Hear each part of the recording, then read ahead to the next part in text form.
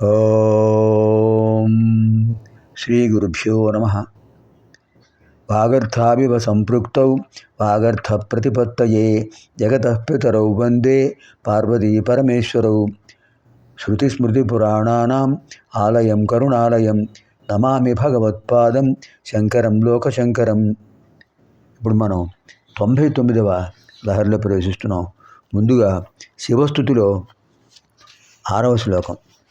వందే కాళహరం హరం విషధరం వందే మృడం ధూర్జటిం వందే సర్వగతం దయామృతనిధిం వందే నృసింహాపహం. వందే విప్రసురార్చితాంఘ్రికమలం వందే భగాక్షాపహం వందే భక్తజనాశ్రయంచ వరదం వందే శివం శంకరం. వందే కాళహరం, కాలాన్ని కూడా ఆయన హరించేస్తాడు.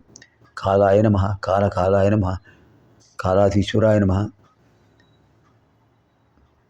కాలస్వరూపుడు ఆయనే. కాళహరం, హరం పాపాలను హరించేస్తాడు. విషధరం విషాన్ని ధరించాడు. మృడం స్థిరంగా ఉంటాడు. ధూర్జటిం పొగవంటి రంగు కలిగిన జడలు కలిగినవాడు. సర్వగతం అంతటా ఉంటాడు. దయామృతనిధిం దయాని అమృతం నిధిగా ఉంటుంది ఆయనకు. నృసింహాపహం అపహం. నరసింహస్వామి యొక్క రూపాన్ని కూడా పొందాడు ఆయన అని ఒక అర్థం. నరులు మృగరాజులు అటువంటివన్నీ కూడా స్వామి దగ్గర వినయంతో ఉంటాయని కూడా అర్థం. విప్రసుర అర్చిత అంక్రికమలం. విప్రులు అంటే బ్రహ్మజ్ఞాన సంపన్నులు, సుర దేవతలు, అర్చిత అంక్రికమలం ఆయన పాదబృందాన్ని సేవిస్తుంటారు. భగాక్షాపహం అపహం అద్భుతమైన ఐశ్వర్యాన్ని పొందుతుంటారు. వాటికి ఆటంకాలని అపహంతో తొలగించేస్తారు. అష్టైశ్వర్యాలకు ఆటంకాలన్నిటిని కూడా పోగొట్టేస్తారు. ఇంకొక అర్థం ఏంటంటే భగాక్ష అంటే ఇంద్రుడు యొక్క గర్వాన్ని అణిచేసిన వాడు అని చెప్పచ్చు. వందే భక్త జనాశ్రయించ వరదం వందే శివం శంకరం. ఇప్పుడు 99వ లహరి. ఇదం తే యుక్తం వా పరమశివ కారుణ్య జలధే గదౌతిర్యగ్రూపం తవ పద శిరోదర్శనధియా హరిబ్రహ్మాణౌతౌ భువి దివి చరంతౌ శ్రమయుతౌ కథం శంభో స్వామిన్ కథయ మమ వేద్యోసి పురతః.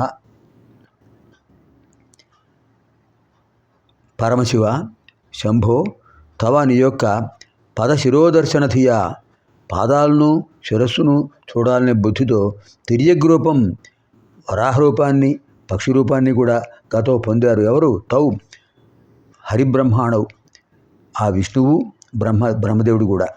చివరికి ఆమెంది? శ్రమయోతో ఆయాసం మిగిలింది, శ్రమ మిగిలింది. చూడగలిగారా? అతః స్వామిన్ మమ పురతః నా ఎదుట కథం వేద్య ఎలా తెలుసుకోదగినవాడు? అలాంటి బ్రహ్మ విష్ణువులే తెలుసుకోలేకపోయారే, నేను ఎలా తెలుసుకోగలను చెప్పండి. కథం వేద్యాసి నాకు ఎలా నేను తెలుసుకోవడం జరుగుతుంది? కథయా చెప్పండి స్వామి. కారుణ్య జలధే దయాసాగర ఇదం తే యుక్తం వా ఇది నీకు తగినదేనా? నాలాంటి వాడిని అలా కరుణిస్తారు స్వామి. పరమేశ్వర మీ పాదాన్ని శిరస్సును చూడాలనే తలంపుతో హంస రూపంలో బ్రహ్మదేవుడు పైకి వెళ్ళాడు. వరాహ రూపంలో మహావిష్ణువు కిందికి వెళ్ళాడు. కానీ ఆ జ్యోతిర్లింగ యొక్క ఆద్యంతాలు తెలుసుకోలేకపోయారు. శ్రమ మిగిలింది. నేను ఎలా తెలుసుకోరు స్వామి? దయాసాగరుడు నాకు ఆ విషయాన్ని చెప్పండి. ఎంత అద్భుతమైన శ్లోకం.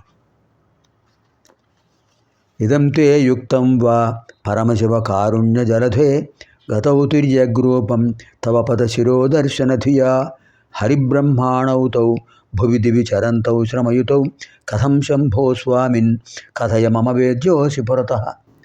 పునర్మిలామः ఆగామిని కార్యక్రమే.